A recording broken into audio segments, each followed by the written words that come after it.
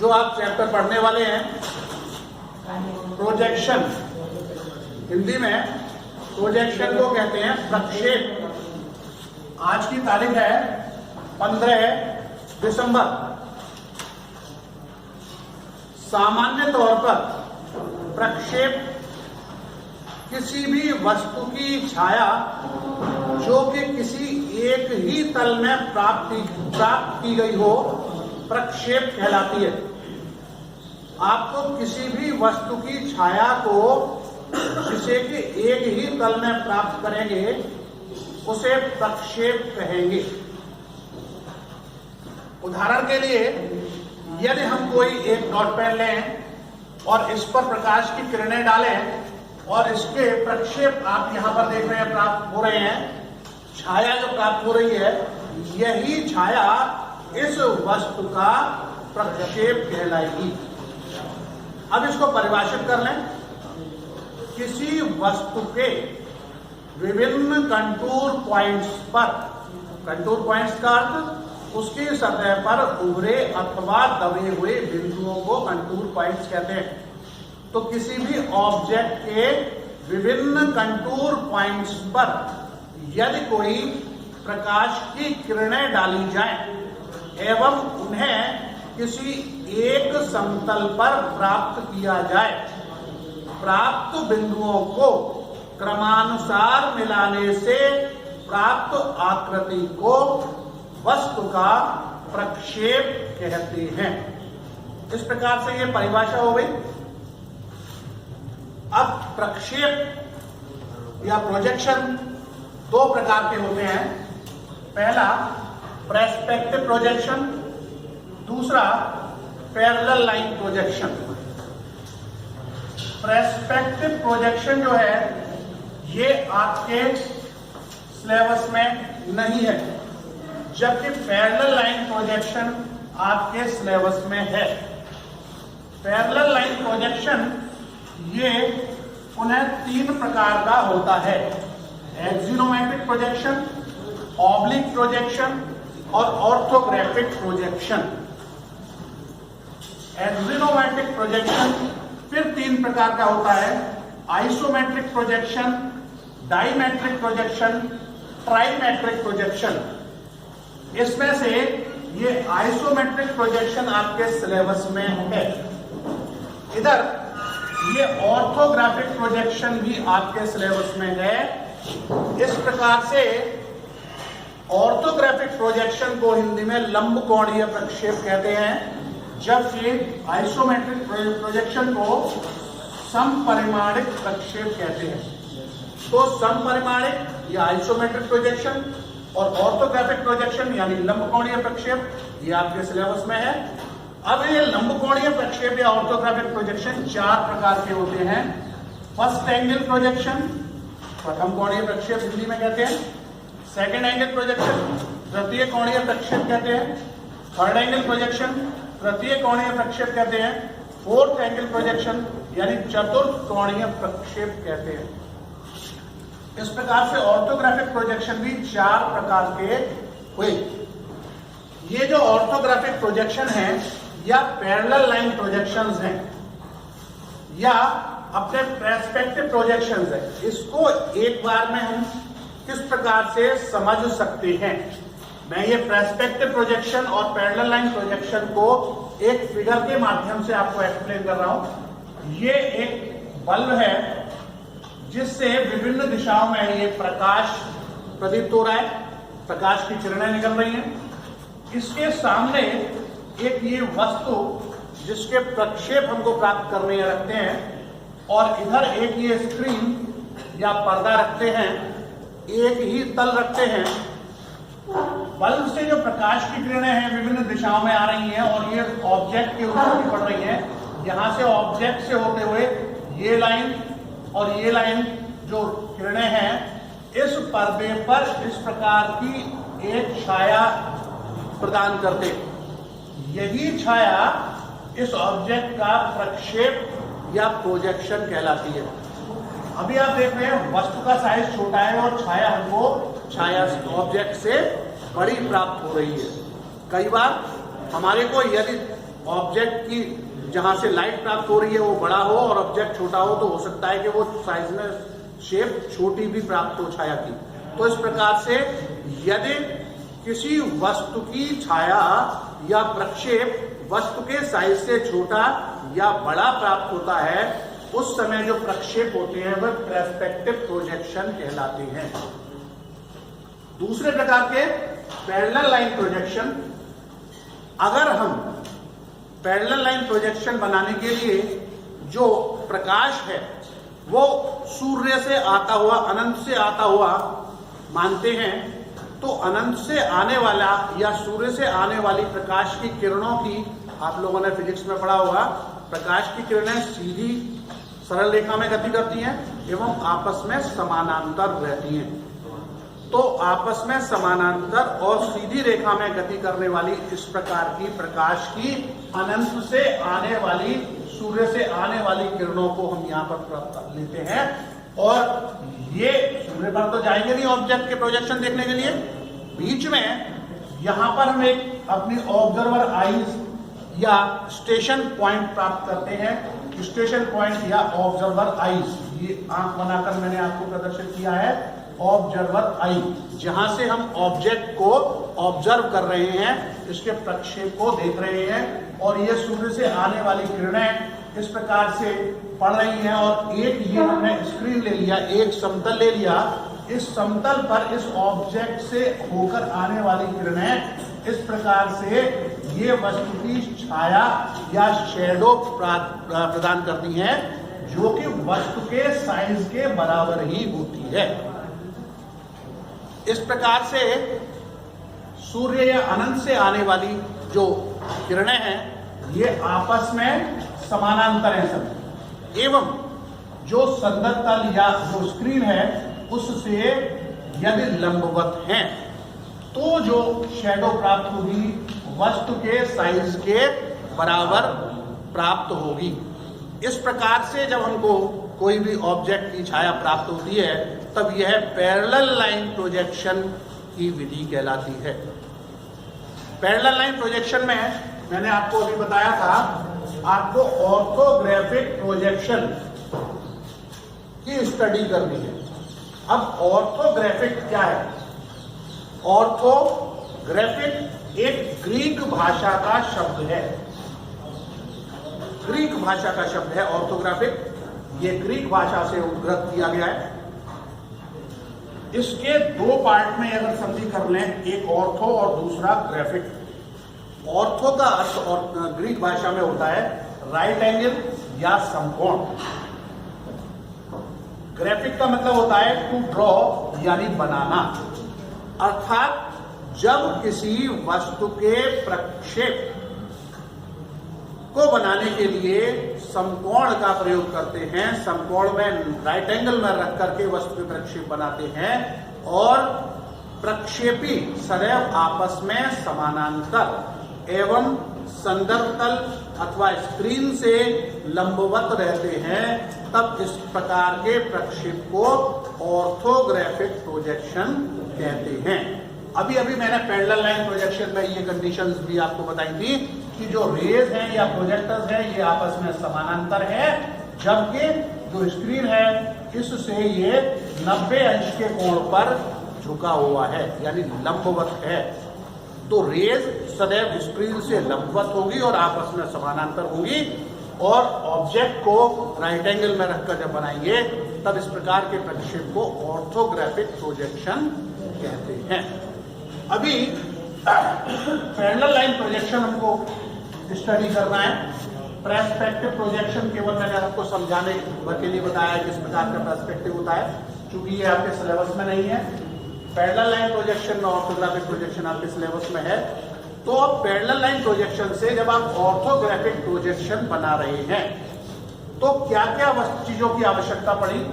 पहला तो ये ऑब्जेक्ट वस्तु जिसका कि हमको प्रक्षेप बनाना है। नंबर 1 ऑब्जेक्ट, वह वस्तु जिसका कि हमको प्रक्षेप प्राप्त करना है।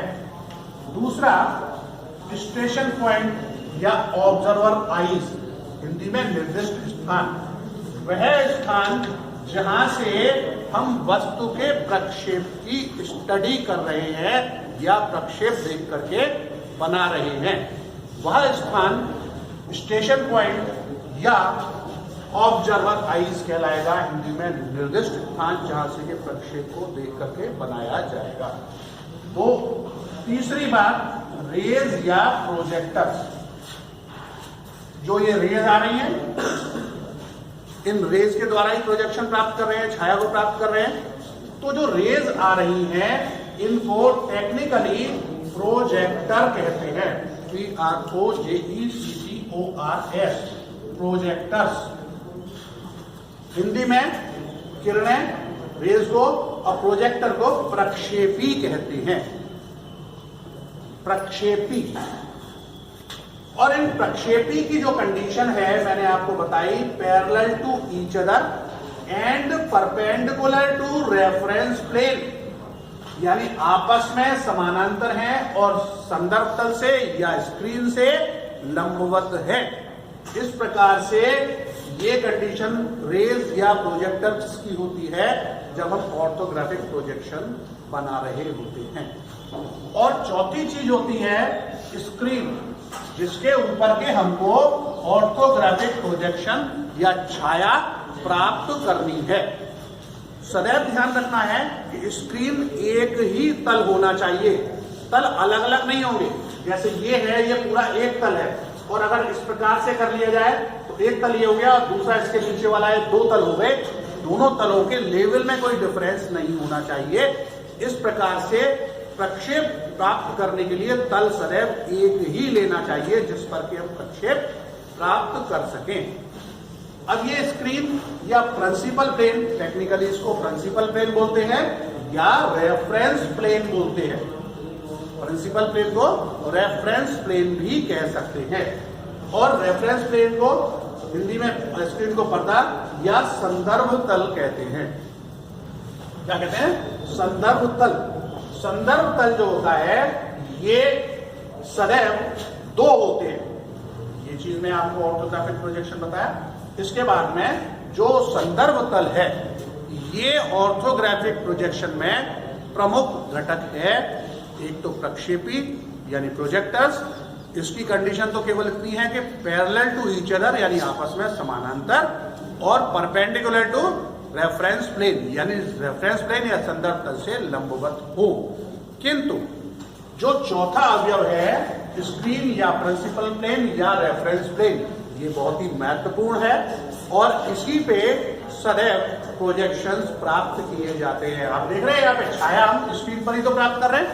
तो ये अब जो रेफरेंस प्लेन है, आगे आइए, ये रेफरेंस प्लेन पारदर्शी प्राप्त किए जाते हैं, ट्रांसपेरेंट, जिसमें कि एक साइड से दूसरे साइड का आसानी से देख सक रहे हो, इस प्रकार के ट्रांसपेरेंट लिए जाते हैं।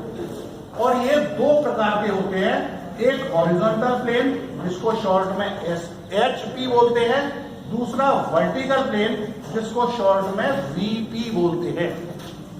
इस प्रकार से HP और VP दोनों सदैव पारदर्शी ट्रांसपेरेंट ही लिए जाएंगे ताकि इसमें दूसरे तरफ का आसानी से देख सके। हिंदी में इसको क्षैतिज संदर्भ तल और VP को ऊर्ध्वाधर संदर्भ तल कहते हैं। HP यानी हॉरिजॉन्टल प्लेन या क्षैतिज संदर्भ तल के ऊपर जो छाया या प्रक्षेप प्राप्त होते हैं उसे प्लान या टॉप व्यू कहते हैं। हिंदी में अनुविक्षेप या ऊपरी दृश्य कहते हैं। और इसको प्रदर्शित करने के लिए यदि ऑब्जेक्ट A है तो उसको A small, small b, small c, x, y, z इसी प्रकार से 1, 2, 3 के द्वारा प्रदर्शित किया जाता है। जबकि VP यानी वर्टिकल प्लेन उस छाया को एलिवेशन या फ्रंट व्यू कहते हैं। हिंदी में उच्छेद अथवा सम्मुख दृश्य कहते हैं। और यदि कोई ऑब्जेक्ट का प्लान A है तब उसका एलिवेशन A डैश कहलाएगा, डैश लगा होगा उस ऑब्जेक्ट के एलिवेशन के ऊपर। B डैश, C डैश, इसी प्रकार से X है तो X डैश, Y डैश, और Z डैश। अगर 1 है तो 1 डैश, 2 है तो 2 डैश, 3 है तो 3 डैश, एक्सेट्रा आदि आदि। कोई भी ऑब्जेक्ट का यदि प्लान ए है तब उसके एलिवेशन को ए डैश के द्वारा प्रदर्शित किया जाएगा। किसी भी वस्तु के प्लान और एलिवेशन डैश या फर्म लेटर से ही प्रदर्शित किए जाते हैं। इस प्रकार से ये एचपी और वीपी के बारे में। अब ये एचपी और वीपी जो होते हैं, ये अगर मान लीजिए दो संदर्भ तल हैं, एक भूमि के समानांतर और दूसरा भूमि से लंबवत, वीपी यानी वर्टिकल प्लेन, एचपी यानी हॉरिजॉन्टल प्लेन। एचपी और वीपी को सदैव आपस में 90 अंश के कोण पर एक दूसरे से इंटरसेक्ट करते हैं। इस प्रकार से ये इंटरसेक्ट करने से 4 क्वाड्रेंट आप देख रहे हैं बन रहे हैं। बीच में जिस स्थान पर ये आपस में इंटरसेक्ट कर रहे हैं, एचपी और वीपी जिस स्थान पर आपस में इंटरसेक्ट कर रहे हैं, उस स्थान पर प्राप्त रेखा को एक्स वाई रेखा या रेफरेंस लाइन कहते हैं। क्योंकि रेफरेंस प्लेन को कट कर रहे हैं, इस प्रकार से रेफरेंस लाइन कहते हैं। अब अगर इधर से देखें तो यहाँ पर फर्स्ट, यहाँ पर सेकंड, नीचे थर्ड और इधर फोर्थ, 4 क्वाड्रेंट इस प्रकार से 4 इसके भाग प्राप्त हो रहे हैं। देख रहे हैं आप, सामने से देख रहे हैं 4 भाग प्राप्त हो रहे हैं। ये फिगर हम यहाँ पर एक बार प्राप्त कर ले रहे हैं, बना ले रहे हैं। ये अगर कोई हमारा ग्राउंड लेवल है, ग्राउंड प्लेन नहीं कहेंगे, लेवल कहेंगे। यदि ये ग्राउंड लेवल है, इस ग्राउंड लेवल से जो ऊर्ध्वाधर यानी वर्टिकली प्लेन लिया गया है, यह प्लेन वर्टिकल प्लेन, और इसके समानांतर जो लिया गया है वह हॉरिजॉन्टल प्लेन। जिस स्थान पर हॉरिजॉन्टल और वर्टिकल प्लेन आपस में एक दूसरे को मिलते हैं या काटते हैं, यह स्थान एक्स वाई लाइन या रेफरेंस लाइन कहलाता है। क्या कहलाता है? ये एक्स वाई लाइन या रेफरेंस लाइन कहलाता है। ये आपस में एक दूसरे को 90 अंश के कोण पर काटते हैं। इनका एंगल कितना है? 90 अंश का। तो इस प्रकार से बीपी और एचपी आपस में 90 अंश के कोण पर जहां काटते हैं, वहां प्राप्त रेखा को एक्स वाई लाइन कहते हैं। मैंने यहां पर इसको नोट भी किया है। एचपी एवं वीपी जिस स्थान पर आपस में 90 अंश के कोण पर काटते हैं, वहां प्राप्त रेखा संदर्भ रेखा या रेफरेंस लाइन या एक्स वाई लाइन कहलाती है।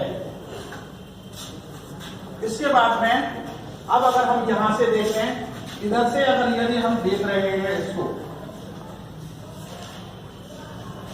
तो यदि ये इसका स्टेशन पॉइंट है और यदि ऊपर से देख रहे हैं तो इसका स्टेशन पॉइंट एसपी ये है। ऊपर से इधर से देख रहे हैं और सामने से इधर से देख रहे हैं, तब ये वीपी और ये एचपी मिलाकर प्रथम चतुर्थांश या फर्स्ट क्वाड्रेंट बनाता है। इसके ठीक पीछे सेकंड क्वाड्रेंट या द्वितीय चतुर्थांश बनता है। इसके नीचे ये एचपी और ये वीपी और ये जीएल मिलाकर थर्ड क्वाड्रेंट प्राप्त होता है। और ये एचपी और ये वीपी यहां मिलाते हैं तो ये जो है हमारा फोर्थ क्वाड्रेंट या चतुर्थ चतुर्थांश प्राप्त होता है। इस प्रकार से first, second, third, fourth 4 quadrant में एचपी वीपी आपस में काटने पर 4 क्वाड्रेंट में डिवाइड होते हैं या 4 क्वाड्रेंट प्राप्त होते हैं। क्वाड्रेंट मींस चतुर्थांश प्राप्त होते हैं। प्रथम चतुर्थांश में कोई भी वस्तु यदि ए रखी हो, तब इसकी स्थिति क्या होगी? एचपी के ऊपर रखी होगी और वीपी के सामने रखी होगी। Above HP and in front of VP, HP के ऊपर और वीपी के सामने। और इस प्रकार से वस्तु को रखकर जब इसके प्रक्षेप बनाते हैं, तब इस प्रक्षेप को फर्स्ट एंगल प्रोजेक्शन या प्रथम कोणीय प्रक्षेप कहते हैं। इसी प्रकार से ये जो सेकंड क्वाड्रेंट है इस सेकंड क्वाड्रेंट में यदि कोई वस्तु हमारी बी रखी हुई है तो इस बी वस्तु के जो स्थिति है HP के ऊपर और BP के पीछे, क्योंकि स्टेशन पॉइंट सदैव इधर ही रहेगा, बार बार चेंज नहीं होगा, इधर ही से देखेंगे। और मैं पहले ही कह चुका हूं कि जो HP और BP या संदर्भ तल होते हैं ये सदैव पारदर्शी यानी ट्रांसपेरेंट होते हैं। तो ये जो पारदर्शी हमारा ट्रांसपेरेंट जो प्लेन है, इसमें से जब हम BP के देखेंगे तो ये इसके पीछे होगा और यहां से HP के ऊपर होगा। एबव HP यानी HP के ऊपर, बिहाइंड BP यानी BP के पीछे। इस प्रकार से जब हम किसी भी वस्तु के प्रक्षेप को HP के ऊपर और BP के पीछे रखकर बनाते हैं तब इन प्रोजेक्शन को सेकेंड एंगल प्रोजेक्शन कहते हैं, द्वितीय कोणीय प्रक्षेप कहते हैं।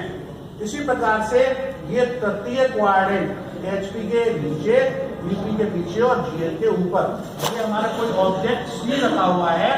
इस प्रकार से इस C ऑब्जेक्ट की तृतीय क्वाड्रेंट में स्थिति बिलो HP यानी HP के नीचे, एबव GL यानी ग्राउंड लेवल के ऊपर और बिहाइंड BP यानी BP के पीछे।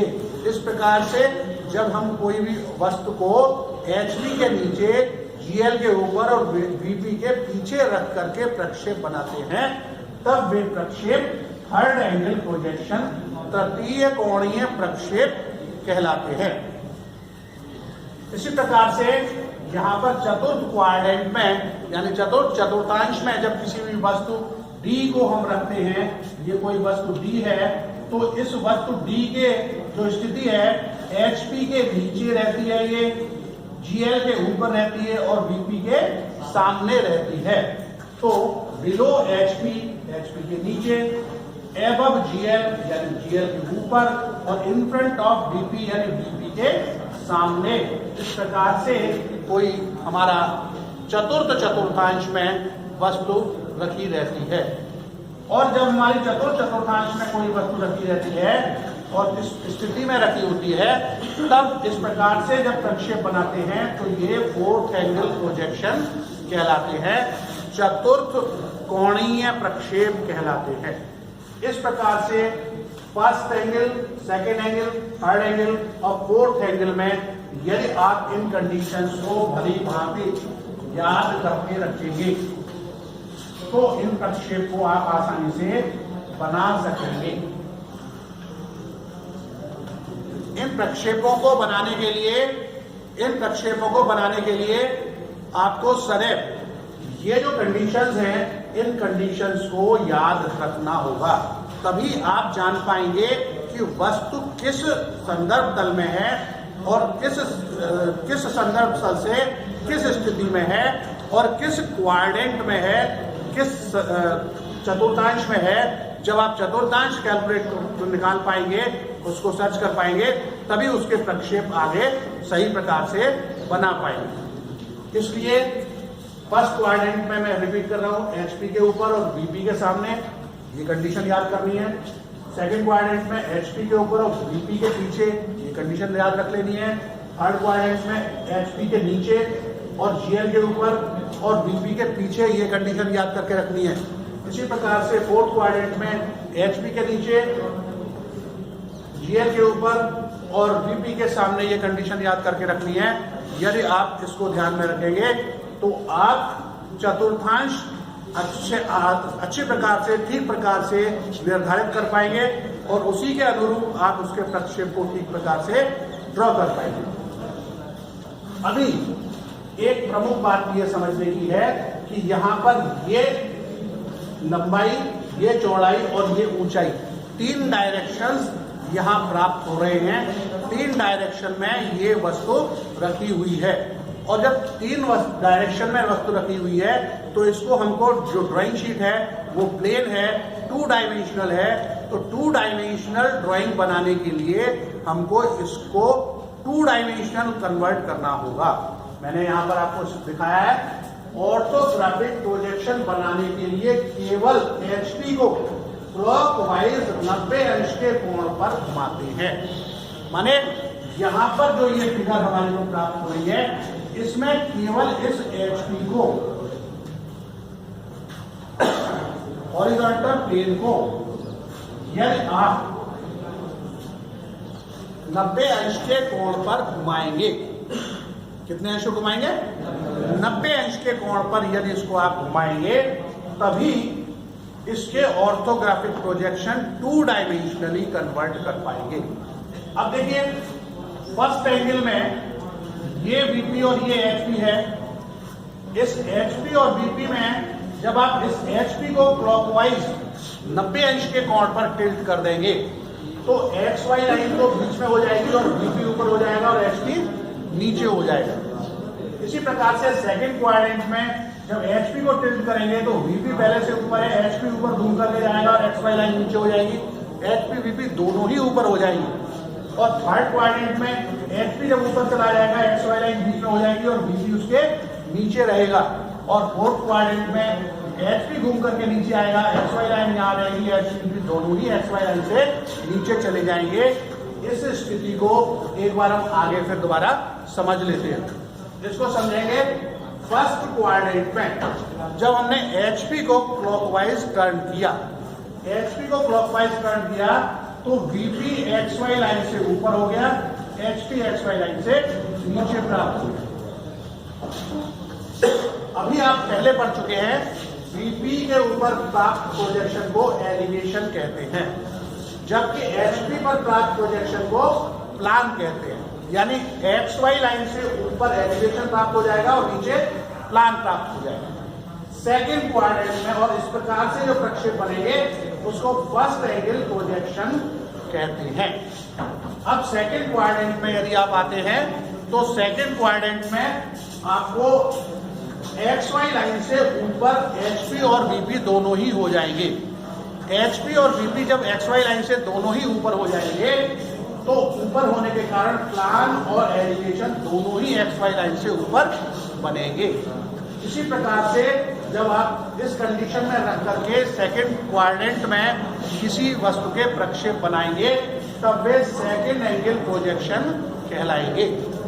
नेक्स्ट थर्ड क्वाड्रेंट में XY लाइन के ऊपर HP हो जाएगा और VP नीचे हो जाएगा, तो XY लाइन के ऊपर प्लान बनेगा और एलिवेशन XY लाइन से नीचे बन जाएगा। इस प्रकार से जब हम थर्ड क्वाड्रेंट में प्रक्षेप बनाएंगे तब ये थर्ड एंगल प्रोजेक्शन कहलाएंगे। इसी प्रकार से फोर्थ क्वाड्रेंट में जब हम ये प्रोजेक्शन बनाएंगे HP घूमकर नीचे आ जाएगा, VP पहले से ही नीचे था, HP VP दोनों नीचे हो जाएंगे, प्लान एलिवेशन दोनों ही XY लाइन से नीचे प्राप्त होंगे। इस प्रकार के प्रक्षेप को फोर्थ एंगल प्रोजेक्शन कहते हैं। इस प्रकार से चारों क्वाड्रेंट में first angle, second angle, third angle और फोर्थ एंगल प्रोजेक्शन किस प्रकार प्राप्त होंगे, कहां प्राप्त होंगे, ये मैंने आपको यहां जानकारी दी। अभी एक प्रश्न अक्सर आता है, अब थ्योरेटिकल क्वेश्चंस पहले कम आते थे और फिर ज्यादा आने लगे हैं। फर्स्ट एंगल और थर्ड एंगल, यहां आप देख रहे हैं कि एलिवेशन और प्लान दोनों ही XY लाइन से ऊपर या नीचे प्राप्त अलग अलग हो पा रहे हैं, जबकि सेकेंड एंगल में HP और VP ऊपर होने के कारण प्लान और एलिवेशन दोनों ही XY लाइन से ऊपर प्राप्त हो रहे हैं, जबकि थर्ड में प्लान ऊपर प्राप्त हो रहा है, एलिवेशन नीचे प्राप्त हो रहा है, दोनों प्लान एलिवेशन अलग अलग प्राप्त हो रहे हैं। और फोर्थ क्वाड्रेंट में XY लाइन से नीचे होने के कारण प्लान एलिवेशन एक ही स्थान पर प्राप्त हो रहे हैं। अब आप देखिए सेकंड और फोर्थ क्वाड्रेंट में, यानी सेकंड और फोर्थ एंगल प्रोजेक्शन जब आप बनाते हैं तब प्लान यहां पर दोनों ऊपर प्राप्त हो रहे हैं, दोनों यहां नीचे प्राप्त हो रहे हैं, माने दोनों एक दूसरे को कोइंसाइड कर रहे हैं, ओवरलैप कर रहे हैं। तो कौन सा प्लान है और कौन सा एलिवेशन है, इसको अलग अलग डिस्टिंग्विश करना, अलग अलग पहचान करना संभव कई बार नहीं होता है, क्योंकि एक दूसरे को ओवरलैप कर रहे होते हैं। तो इसलिए ऐसी स्थिति में हम सेकंड एंगल में और फोर्थ एंगल में प्रोजेक्शन को अवॉइड करते हैं, नहीं बनाते हैं। अब यहाँ फर्स्ट एंगल में हमको प्रोजेक्शन, प्लान, एलिवेशन अलग अलग मिल रहे हैं, एलिवेशन ऊपर मिल गया, प्लान नीचे मिल गया, और थर्ड एंगल में भी हमको प्लान, एलिवेशन अलग अलग प्राप्त हो रहे हैं। तो इस प्रकार से फर्स्ट और थर्ड एंगल में ही प्रोजेक्शंस को बनाते हैं, जबकि ISI के द्वारा हमारा थर्ड एंगल प्रोजेक्शन ही एडॉप्टेड है। इस कारण से थर्ड एंगल में हम अधिकतर प्रोजेक्शंस को बनाने का अभ्यास करते हैं। अब फर्स्ट और थर्ड एंगल प्रोजेक्शन में जब हम प्रोजेक्शंस को बना रहे हैं तो इसमें कुछ डिफरेंस, बेसिक डिफरेंस तो होंगे। अब इन बेसिक डिफरेंसेस को हम फर्स्ट एंगल और थर्ड एंगल में क्या डिफरेंसेस है, क्या अंतर है, ये जानकारी करेंगे। प्रथम कोणीय और तृतीय कोणीय प्रक्षेप में क्या अंतर है। 10 नंबर में कई बार प्रश्न आता है, तो इसलिए इसको आप ध्यान दीजिए, समझिए। फर्स्ट एंगल प्रोजेक्शन में difference between the first angle third angle projection method.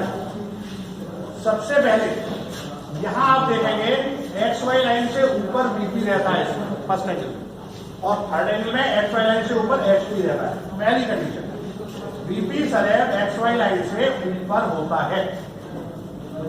Short में लिखेंगे इसको हम, यहां थर्ड में HP सदैव XY लाइन से ऊपर होता है। दूसरा, XY लाइन से नीचे HP होता है, इसमें नीचे थर्ड एंगल में BP होता है। दूसरी कंडीशन, HP सदैव XY लाइन से नीचे होता है और BP सदैव XY लाइन से नीचे होता है। दूसरी कंडीशन। तीसरा डिफरेंस, एलिवेशन XY लाइन के ऊपर बनता है। यहां देख रहे हैं एलिवेशन ऊपर बन रहा है, XY लाइन से ऊपर एलिवेशन प्राप्त होता है, जबकि थर्ड एंगल में प्लान XY लाइन से ऊपर प्राप्त होता है।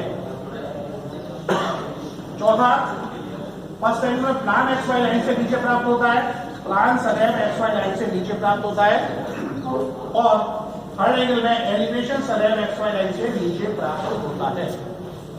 इसको शॉर्ट में मैंने यहाँ पर मेंशन कर दिया है, आपको पूरा डिटेल बता रहे हैं, उस तरह से आप इसको समझेंगे और लिखते समय आप लिखिए। इसके बाद में पांचवा division, used by BSI। BSI means British standard institute. मैंने पहले भी बताया है, BSI ये पद्धति यानी first angle projection method BSI यानी ब्रिटिश स्टैंडर्ड इंस्टीट्यूट द्वारा एडॉप्टेड है। पहले जितनी भी पुरानी ड्राइंग्स हैं वो फर्स्ट एंगल प्रोजेक्शन मेथड में ही बनाई जाती थी और आज भी उसी मेथड से बनी हुई हैं। पुरानी पद्धति आज भी अगर कोई डिस्टेंस नापने की बात होती है कि कोई प्लॉट नाप के लाओ तो नापते हैं फिट्स में, मीटर्स में अभी भी नापने की प्रथा नहीं है। तो ऐसी स्थिति में अभी भी वो पुरानी पद्धति काफी सारे जगह पर प्रचलित है। एक शेर दे देना या 2 शेर दे देना पहले आपने सुना होगा, अब तो आज हालांकि फ्रीक्वेंटली किलोग्राम में ही तोलते हैं, लेकिन लेंथ को आज भी फिट्स में नापने की जो प्रोसेस है वो रुकी नहीं है। तो जो पुरानी BSI सिस्टम है उस सिस्टम में फर्स्ट एंगल प्रोजेक्शन मेथड को एडॉप्ट किया था, BSI के द्वारा ये एडॉप्टेड है, जबकि हमारा third angle projection method ISI के इंडियन स्टैंडर्ड इंस्टीट्यूट के द्वारा एडॉप्टेड है। हमारे ISI third angle projection method को प्रयोग करती है। नेक्स्ट है स्टेशन पॉइंट स्क्रीन, यानी ये स्टेशन पॉइंट है और ये स्क्रीन है, इसके मध्य में ऑब्जेक्ट रहता है। सदैव स्टेशन पॉइंट और स्क्रीन के बीच में ही ऑब्जेक्ट को रख करके प्रोजेक्शन बनाए जाते हैं, जबकि थर्ड एंगल प्रोजेक्शन में स्टेशन पॉइंट यहाँ है, ऑब्जेक्ट यहाँ है और स्क्रीन बीच में है, यानी कि स्टेशन पॉइंट और ऑब्जेक्ट के मध्य में स्क्रीन होता है, यानी रेफरेंस प्लेन होता है।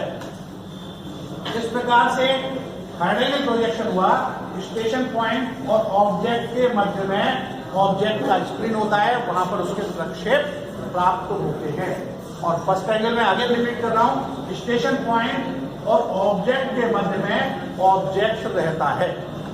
नेक्स्ट है प्रक्षेप, यहां से हम देख रहे हैं और ऑब्जेक्ट ये है, इसके पीछे इसके प्रक्षेप प्राप्त हो रहे हैं, यानी वस्तु के प्रक्षेप वस्तु के पीछे प्राप्त होते हैं। जबकि थर्ड एंगल प्रोजेक्शन में जिधर से देख रहे हैं स्क्रीन चूंकि पीछे है, इधर से देख रहे हैं वापस उधर ही इसके प्रक्षेप प्राप्त होते हैं। प्रक्षेप के प्रक्षेप वापस उसी दिशा में प्राप्त होते हैं, जबकि फर्स्ट एंगल में प्रक्षेप वस्तु के पीछे प्राप्त होते हैं। नेक्स्ट और सबसे महत्वपूर्ण बिंदु है इसके सिंबल यानी इसका चिन्ह। थर्ड एंगल प्रोजेक्शन मेथड में ये एक छोटा सर्किल और ये बड़ा सर्किल, इधर ये बड़ी वाली लाइन, इधर ये छोटी वाली लाइन, इसको आप इधर से जब देख रहे हैं और इसके पीछे इसका प्रोजेक्शन बना रहे हैं, ये third angle first angle projection का सिंबल है। जबकि थर्ड एंगल में ये छोटा सर्किल और ये बड़ा सर्किल, यहाँ पर ये छोटी लाइन और ये बड़ी लाइन, इसको इधर ही से तो देखेंगे हम और वापस इधर ही इसका प्रक्षेप प्राप्त करेंगे। तो ये हमारा थर्ड एंगल प्रोजेक्शन मेथड का सिंबल है और ये फर्स्ट एंगल प्रोजेक्शन मेथड का सिंबल है। इस सिंबल से ही जो आप फिगर बनाते हैं उस फिगर के ऊपर ये केवल सिंबल बना देने मात्र से ही याद होता है कि आप किस प्रोजेक्शन मेथड में ड्राइंग बना रहे हैं।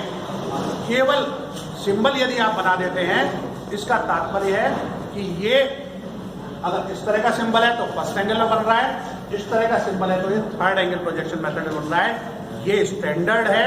इस सिंबल को मैंने जब आपको लेआउट पढ़ाया था उस समय टाइटल ब्लॉक बनवाया था, उस टाइटल ब्लॉक में भी थर्ड एंगल प्रोजेक्शन मेथड का ये सिंबल आपको बताया था, डिटेल में बताया था किस प्रकार से आपको इसको ड्रॉ करना है ताकि इसको आप इक्वली प्लेस कर सकें, ठीक प्रकार से बना सकें। तो ये वही सिंबल है। ध्यान हमेशा ये रखना है, ड्रॉ करते समय, ड्राइंग बनाते समय आप जिस प्रोजेक्शन मेथड को एडॉप्ट कर रहे हैं वो फर्स्ट एंगल है या थर्ड एंगल है, जो भी मेथड है उसको फिगर के द्वारा जो आपका चिन्ह है, जो आपका सिंबल है, उसको अवश्य ही बना करके ये प्रेषित करें कि वो ड्राइंग आपकी किस प्रोजेक्शन मेथड में बनाई जा रही है। इस प्रकार से ये प्रोजेक्शन यानी प्रक्षेप का चैप्टर कंप्लीट हो गया है। अब नेक्स्ट जो चैप्टर है प्रोजेक्शन ऑफ पॉइंट।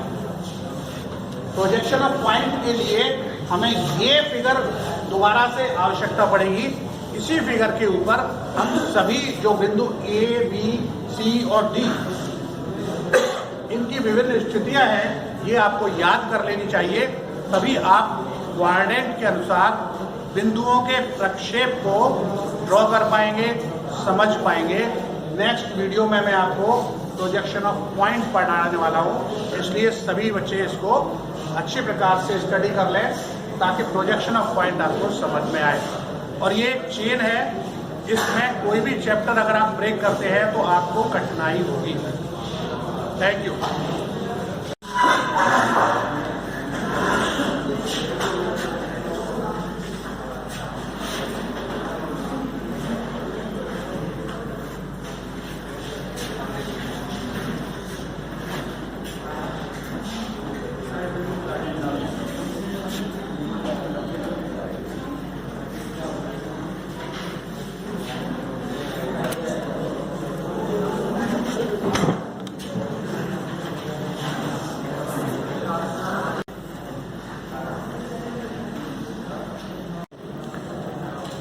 सभी छात्र इस वीडियो को देख करके शेयर करें, लाइक करें ताकि आपको अगली वीडियो प्रोजेक्शन ऑफ पॉइंट की टाइम से प्राप्त होती रहे। Thank you.